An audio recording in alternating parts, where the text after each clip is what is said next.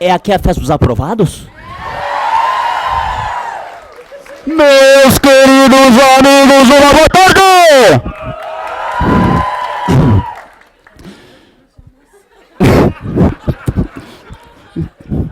Eu não tô acostumado com o cabelo.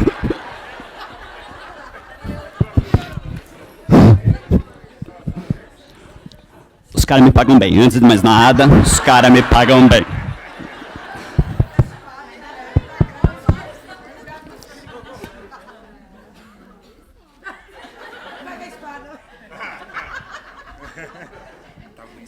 Tá bom.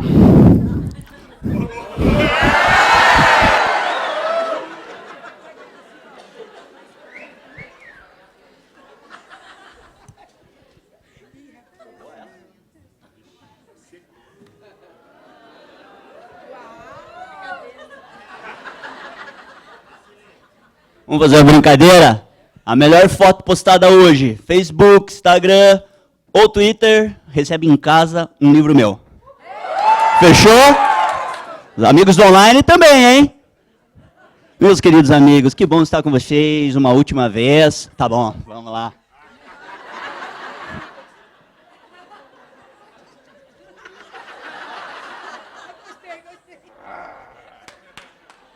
Que bom estar com vocês uma última vez, para que a gente possa conversar um pouquinho mais sobre o direito penal nesta prova que encararemos amanhã. Eu estou bastante confiante, bastante seguro, o time está preparado, o treinador estabeleceu uma estratégia positiva, de modo que podemos ir confiante que certamente o resultado será frutífero. Veja, você que é do civil, do trabalho, pense, amanhã é o último contato da tua vida com o direito penal. Você que é do penal já é diferente. Esta semana já estaremos juntos novamente para dar início à preparação de segunda fase. E lembre-se, daqui a pouco mais de algumas semanas, todos sem exceção aqui nesta sala serão colegas de advocacia. Que coisa boa, hein? Puta, que coisa boa. Bom pra caralho! Vamos fazer um checklist dos temas mais relevantes do direito penal? Os colegas que estiveram conosco ao longo dos cursos de primeira fase vão lembrar cada uma das dicas que eu vou passar. Os colegas que não tiveram, vieram só para fazer a revisão efetivamente, ainda assim vão pegar algumas dicas importantes. Primeiro tópico relevante diz respeito à aplicação da lei penal. Vamos falar rapidinho disso? Aplicação da lei penal. Eu tenho que saber como aplicar a lei penal dentro de duas perspectivas, no tempo e no espaço. E tanto na aplicação da lei no tempo quanto no espaço, eu tenho uma regra geral que rege o tema, e essa regra comporta uma exceção, que é o que você tem que saber, regra e exceção. Vamos começar então. A aplicação da lei penal no tempo. O problema vai narrar assim na tua prova. Veio uma lei X, depois veio uma lei Y, depois veio uma lei Z. Ou seja, ele vai narrar uma sucessão de leis penais. E a gente sabe que não pode aplicar todas, só pode aplicar uma. E a pergunta da prova vai ser essa. Qual destas leis é a lei que eu tenho que aplicar? A aplicação da lei no tempo vai te dar essa resposta. Qual que é a resposta que eu dou como regra? A regra é de que o tempo rege o ato. Então quer dizer que, em regra, eu tenho que aplicar a lei que estava em vigor na data do crime. Essa regra comporta apenas uma exceção.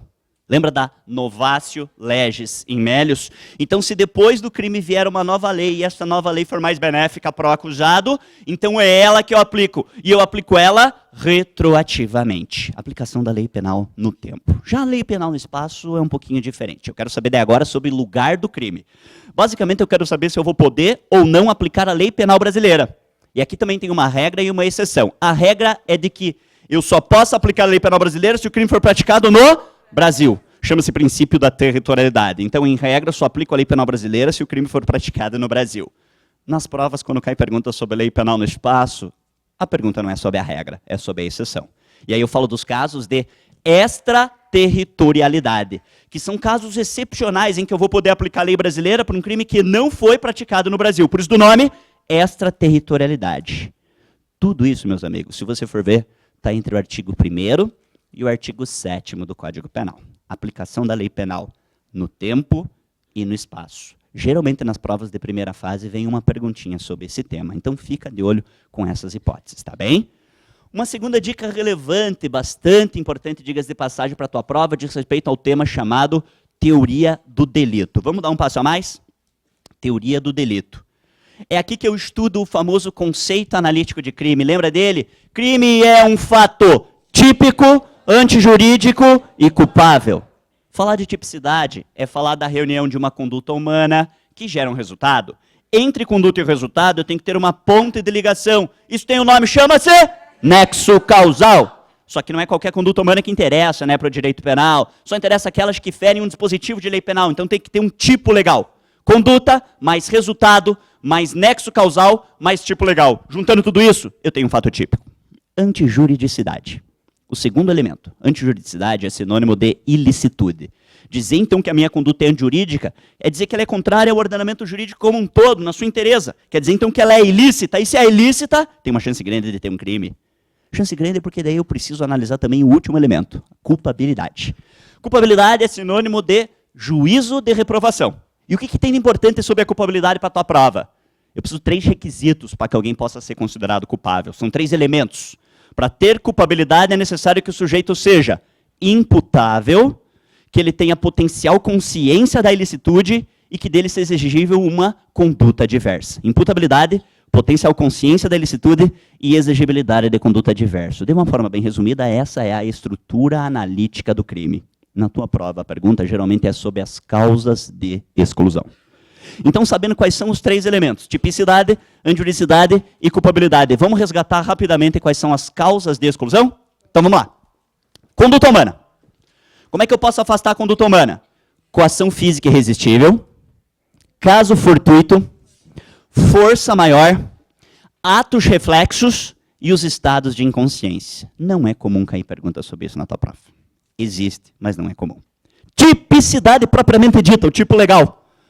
Lembra do princípio da insignificância? Também conhecido como bagatela. Quando a lesão é ínfima e irrisória, aplica o princípio da insignificância e a conduta se torna atípica. Tem um outro princípio muito parecido, que é o princípio da adequação social. Lembra dos casos dos CDs e DVDs piratas? Aquele cara que falsifica um CD e DVD pirata, coisa que nem eu, nem você, nem ninguém nesta sala já fez. Mas quem faz comete um crime chamado violação de direitos autorais. Daí vem a pergunta da prova e diz assim, tá, mas essa conduta já não é banalizada? Já não é socialmente aceita, socialmente tolerável? E o STJ disse que não. Mas se fosse o caso do cabimento do princípio da adequação social, eu sei que o princípio da adequação social afasta a tipicidade. O exemplo que eu te dei em sala foi de lesões esportivas. Lembra desse exemplo? 2 lutadores de boxe batendo. Tá, o cara machucou o outro, vai processar o camarada por lesão corporal? Ou dentro daquele esporte é uma conduta socialmente aceita, socialmente tolerável? O nome disso é princípio da adequação social. Agora, a principal hipótese que afasta a tipicidade é o tal do erro de tipo. Lembra do erro de tipo? Então guarda ele no bolso, nós vamos falar dele daqui a pouco. Antijuridicidade. Segundo elemento analítico do crime. Antijuridicidade. Sinônimo de ilicitude. Daí tu lembra que existem causas legais e uma causa supralegal de exclusão? Causas legais. Artigo 23 do Código Penal. Esse artigo é importante. 23 do Código Penal. Causas legais de exclusão da licitude. Vamos fazer um checklist? Estado de necessidade, legítima defesa, estrito cumprimento do dever legal e o exercício regular de direito. São as 4 causas legais porque estão previstas em lei. Agora tem uma causa que não está prevista em lei, mas que também pode afastar a ilicitude, que é o consentimento do ofendido. Estas são as causas de exclusão da licitude. E a culpabilidade. Como é que eu afasto a culpabilidade? Bom, lembra que a culpabilidade tem 3 requisitos? Imputabilidade, potencial consciência e exigibilidade como diversa? Vamos ver um por um o que afasta? Imputabilidade. Imputabilidade não é sinônimo de capacidade? Como é que eu afasto a capacidade do sujeito? Vamos lembrar? Menoridade. Então, menor de 18 anos é penalmente inimputável. Então, não tem crime. Doença mental, desenvolvimento mental incompleto. Lembra do índio? Como é que prova que o índio é índio? Tira a roupa, né? Tira a roupa, mete um cocar. É, tá bom. Menoridade, doença mental, desenvolvimento mental incompleto e a embriaguez. Mas é qualquer hipótese de embriaguez? Não. A embriaguez tem que ser decorrente de caso fortuito, força maior, ou seja, completa e acidental. Potencial consciência da ilicitude, né? É o segundo requisito da culpabilidade. Só tem uma causa que pode afastar ela. É o erro de proibição. Do artigo 21, segura ele que a gente já fala dela. Por fim, a exigibilidade de conduta diversa. O artigo 22 do Código Penal fala sobre isso. Exigibilidade de conduta diversa. Tem 2 hipóteses que afastam esse requisito, que é a coação moral irresistível, lembra da grave ameaça? Coação moral irresistível e a obediência de ordem hierárquica. Superado esse tópico, eu quero puxar para a gente conversar bastante agora sobre digamos assim, uma temática que é intrínseca à teoria do delito e que também sempre cai em provas e vai cair na tua prova de amanhã. Teoria do erro no direito penal. Eu quero que você preste muita, muita atenção nos artigos 20 e 21. Teoria do erro no direito penal. Existem duas grandes hipóteses de erro. O erro de tipo e o erro de proibição. Numa prova de concurso público, numa prova de exame de ordem, o primeiro passo que você tem em questões como essa é decifrar se é um erro de tipo ou de proibição. Em termos teóricos, erro de tipo é um erro sobre o fato. O sujeito erra sobre o fato. Já o erro de proibição, não. É um erro sobre o alcance da ilicitude. Na prática, como é que você faz essa distinção? Olha o macete que eu passei em sala de aula. Vamos lembrar. No erro de tipo, o agente ele não sabe exatamente o que ele faz. No erro de tipo, o agente ele não sabe exatamente o que faz. Por isso que ele erra sobre o fato. Quando tu lembra do erro de tipo, tu lembra de qual exemplo? Do urso. Os guri lá na floresta, caçando o urso. Eis que um deles vê atrás de um arbusto, um troço peludo, fedido, se mexendo. Ele diz, deve ser um urso. Daí ele dá um tiro e vê que é o Jack Sparrow. Ele matou alguém, sim. Mas ele sabia que estava matando alguém ou pensou que estava matando um bicho? O nome disso é erro de tipo. Ó, ele não sabia exatamente o que estava fazendo. Se ele soubesse que era um ser humano em vez de um bicho, ele teria atirado? Não. Ele só atirou porque errou sobre o fato. O nome disso é erro de tipo. Erro de proibição, não. No erro de proibição, o agente ele sabe exatamente o que ele está fazendo. Ele não erra sobre o fato. Ele só não sabe que aquilo que ele acabou de fazer é algo errado, é algo ilícito, é algo proibido. Por isso do nome, erro de proibição. Lembra do exemplo do veinho, maconheiro, que morava no meio do nada, longe de tudo, longe de todos, e tinha uma plantação de maconha? Ele foi preso em flagrante por tráfico, e daí perguntaram, meu tio, tu sabe que tem maconha em casa? Ele disse, sei, tia, quer? E os policiais falaram assim, não, não pode. Ele disse, ah, sério que não pode? Ele sabia que estava plantando maconha? Sim, ele só não sabia que aquilo era errado. Se eu, em plena capital das araucárias, falo um troço desse, o juiz vai pensar que eu sou louco. Agora, aquele velhinho que morava longe de tudo, longe de todos, isolado da humanidade, é ou não possível dizer que ele perdeu a noção do certo e do errado? Sim, o nome disso é erro de proibição. Artigo 20 e artigo 21. Lembre-se que o erro de tipo influencia na tipicidade. Já o erro de proibição influencia na culpabilidade. Eu quero que você dê muita atenção para esse tema. Erro de tipo, erro de proibição. Ok? Vamos dar um passo a mais, então. Falando ainda de temas relevantes da parte geral, tem um outro tópico que é muito simples e que também cai bastante em prova. Lembra do caminho do crime? Vamos falar um pouquinho disso? Próxima dica, caminho do crime, o famoso iter criminis. Todo crime se perfaz em alguns atos. Eu tenho os atos de cogitação, que é quando nasce a ideia do crime. Eu tenho os atos de preparação, o cara começa a engendrar o plano criminoso.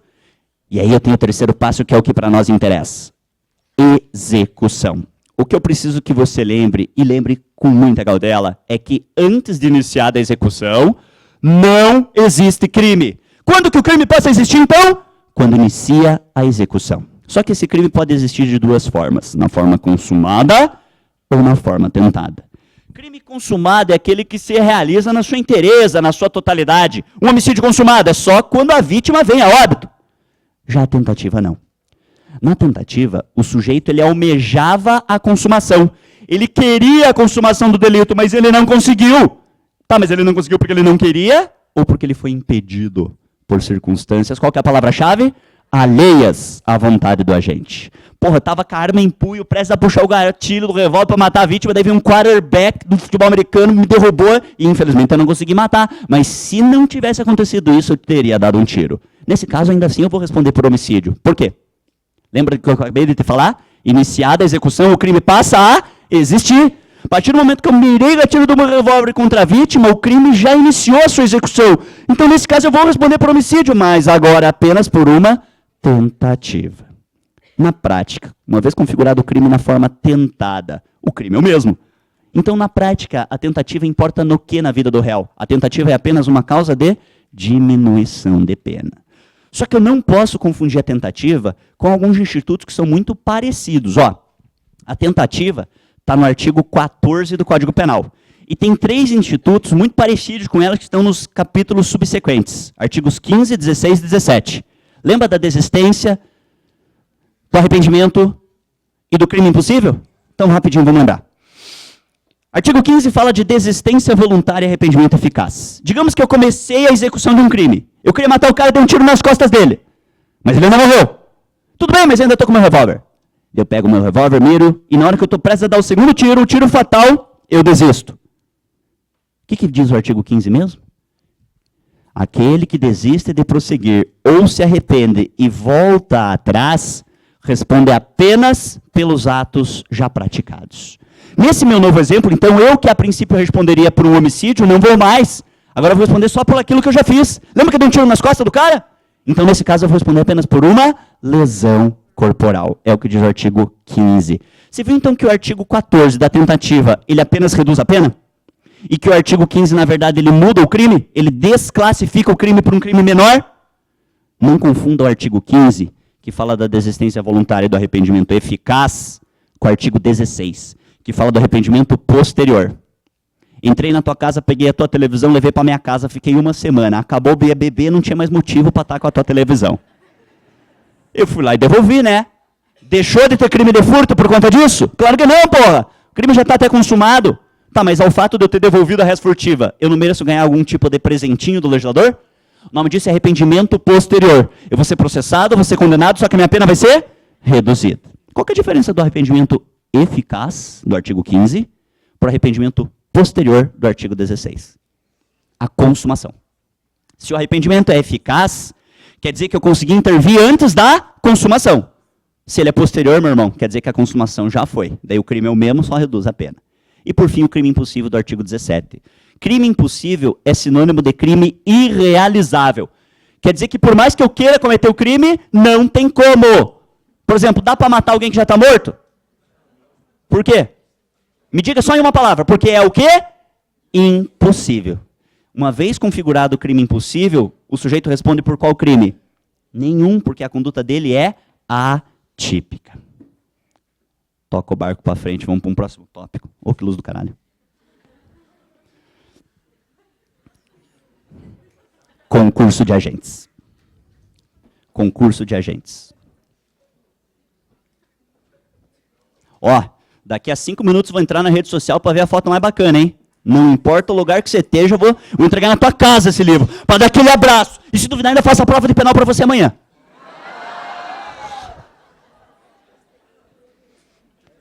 Vou sentar um pouquinho.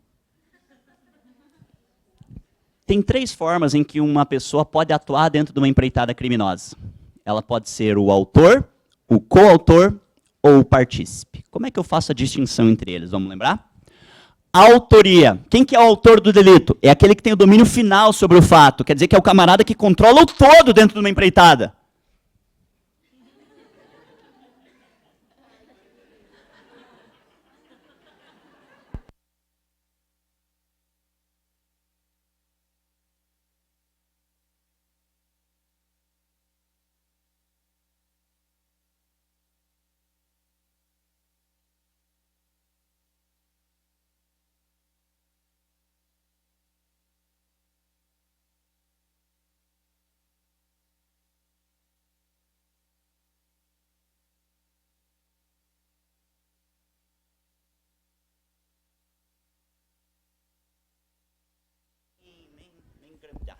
Vamos aqui assim mesmo.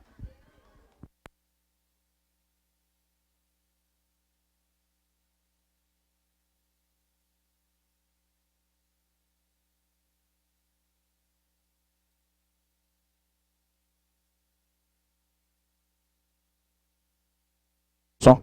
Aí, show de bola. Vamos voltar, vamos voltar? Concentra, concentra, concentra, concentra. Foco, atenção. Falávamos sobre concurso de agentes. Tem 3 formas pelas quais alguém pode atuar numa empreitada criminosa. Autor é aquele que tem o domínio final sobre o fato. Então, se aparecer na tua prova alguma pergunta que envolva esse tema, e ele te pede, identifique quem é o autor do delito. Veja o cara que controla o todo. O cara que manda, basicamente isso. Coautor é aquele que tem o domínio funcional. Quer dizer que ele não controla o todo. Quer dizer que ele controla só uma parte. Digamos, seria o segundo dentro de uma escala hierárquica, forçando um pouco a barra. Agora a pergunta geralmente é sobre o partícipe. Quem que é o partícipe? Partícipe é aquele cara que não controla nada. Quer dizer que ele não tem domínio nenhum sobre o fato. Quer dizer que ele apenas contribui para o crime de outrem. E essa contribuição pode se dar de duas formas. Por instigação ou por cumplicidade. O camarada chega para mim e diz, eu tô louco para matar aquele cara. Só não mato porque eu não tenho coragem. Eu digo, como não? O cara é mó vagabundo, pilantra, safado, sem vergonha. Mate, porra, não passe vontade. E esse sujeito, inspirado pelas minhas palavras de sabedoria, vai lá e mata a vítima. Eu também vou responder por homicídio, mas na condição de partícipe. Você viu que eu não peguei no revólver? Você viu que eu não ajudei a segurar a vítima? Eu apenas instiguei ele a fazer isso? Então lembre-se que a participação é sempre acessória. Quer dizer que para ter partícipe, antes de mais nada, tem que ter um autor. Cuidado com esse tema. Artigos 29 e 30, concurso de agentes. Dá um último tópico para a nossa última dica, então. Concurso de crimes. Artigos 69 a 71. Concurso de crimes. Tá prestando atenção, porra? Concurso de crimes. 69 a 71. O sujeito mata a vítima, estupra a vítima e oculta o cadáver da vítima. Não haverão 3 processos contra ele. Haverá apenas um. Só que neste um único e mesmo processo, ele será julgado por todos os delitos praticados. O nome disso é concurso de crimes.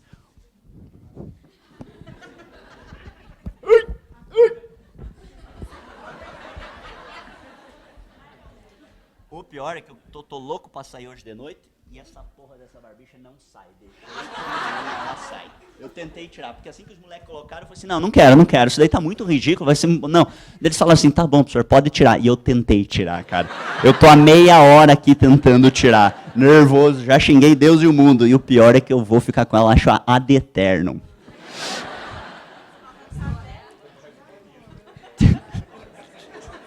Eu não sei nem quem vai me querer agora com essa barbicha aqui. Sei lá, cara. Vou tentar achar alguma mendiga de rua. Sei lá, velho. Se ela tiver meia dúzia de dente na boca, vai. Eu também não... Enfim. Concurso de crimes. Vamos lá. Artigo 69 fala do concurso material. Artigo 70 do concurso formal. E o 71 do crime continuado. Veja, se todas elas são hipóteses de concurso de crimes, quer dizer que existe uma pluralidade deletiva em todas essas hipóteses. A diferença está no número de condutas. Essa é a dica que eu quero te dar. Para diferenciar o concurso material do formal e do crime continuado, veja o número de condutas que o sujeito praticou para conseguir fazer todos aqueles delitos. Então vamos lembrar. Artigo 69, concurso material.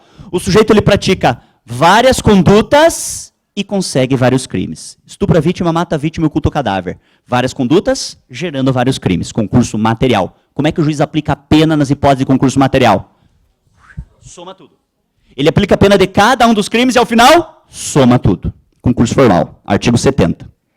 No concurso formal, o sujeito ele pratica só uma conduta. Só que com uma única conduta ele consegue produzir vários crimes. Qual que é a diferença do concurso formal perfeito para o concurso formal imperfeito? O número de vontades. Quantos crimes o sujeito queria ter praticado? Formal perfeito. Ele tinha vontade de praticar um só crime. O cara quer me matar, ele me dá um tiro. Na hora eu morro. Só que a bala transpassa meu tórax e atinge a perna de outra pessoa que estava passando pela rua. O cara conseguiu me matar. Com um único tiro ele me matou, só que a bala transpassou meu corpo, atingiu a perna de outra pessoa e provocou lesão corporal. Uma conduta gerou 2 crimes, então é concurso formal. Tá, mas quantos crimes ele queria ter praticado? Um só. Então é um concurso formal perfeito. Concurso formal imperfeito. Digamos que eu quero matar 5 pessoas que eu não gosto. E aí, gentilmente, eu peço para que elas fiquem enfileiradas, uma atrás da outra. E eu dou só um tiro de bazuca na cara do primeiro. Com uma conduta, matei 5 pessoas. E eu queria matar 5. Concurso formal imperfeito.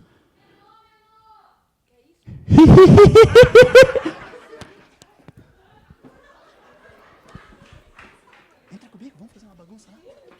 Vamos lá fazer uma bagunça.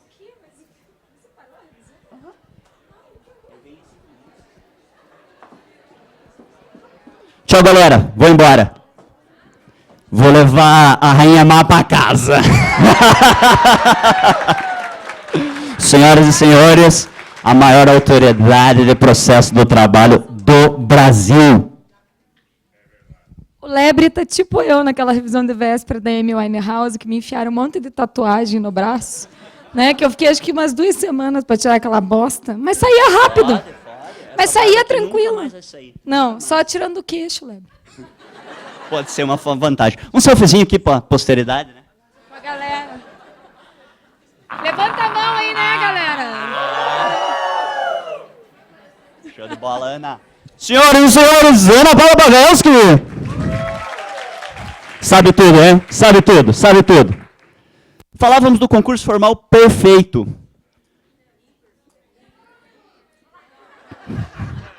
Trabalhista querendo dar pitaca no crime. Formal perfeito. Como é que aplica a pena? Formal perfeito. Aquele que tem só uma vontade. O juiz pega um monte de pena e soma? Não. Ele só pega uma. Qual? A maior. E em cima dessa pena ele aumenta de uma fraçãozinha lá, de 1/6 à metade. O nome desse critério é exasperação. Eu preciso que você grave o nome dele, tá? Critério da exasperação. E no concurso formal imperfeito? Concurso formal imperfeito. Como é que o juiz aplica a pena? Aí sim ele soma. Para terminar e eu vou embora, eu prometo. Crime continuado. No crime continuado, o sujeito ele pratica efetivamente várias condutas, e com essas várias condutas ele realiza vários crimes. Mas necessariamente, para ter crime continuado, todos os crimes têm que ser de uma mesma espécie. E por mesma espécie, leia-se, mesma tipologia. O cara estupra a vítima, mata a vítima e oculta o cadáver, não dá para falar de crime continuado, porque são crimes de espécies distintas. Agora, se ele comete um assalto aqui, depois um assalto ali, depois mais um assalto. Várias condutas, vários crimes, todos uma mesma espécie. Roubo, roubo, roubo. E mais, para ter crime continuado, esses vários crimes têm que ter sido praticados nas mesmas condições de tempo, lugar e modo de execução. Como é que aplica a pena nas hipóteses de concurso de crime continuado? Soma tudo? Não. Critério, mais uma vez, daí volta a ser o da exasperação. O juiz pega somente uma das penas e aumenta de 1/6 a 2/3. Professor, onde está escrito tudo isso? Artigos 69, 70 e 71. Meus queridos amigos, vocês viram que todos os tópicos mais importantes que eu te falei nessa breve revisão, todos, sem exceção, estão contidos no próprio código.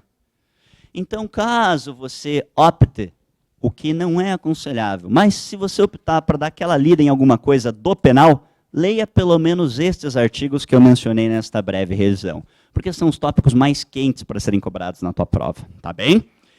Você já ouviu falar do princípio da confiança? É um princípio que rege as relações humanas, ou pelo menos deveria reger. Ultimamente, é um princípio que está em decadência, infelizmente. A desconfiança para com tudo e com todos, infelizmente, rege a nossa sociedade e não deveria. Mas tudo bem, que se foda. Isso é da porta para fora. Porque desta porta para dentro, deste palco para esta plateia, eu te garanto, existe um princípio de confiança em vigor. Eu confio demais na competência, no talento e na capacidade de cada um de vocês. Escreve que eu tô te falando. Aqui só tem aprovado, porra! O último selfie, né, pra ficar bonito. Eu tirei um de lá pra cá, agora não de...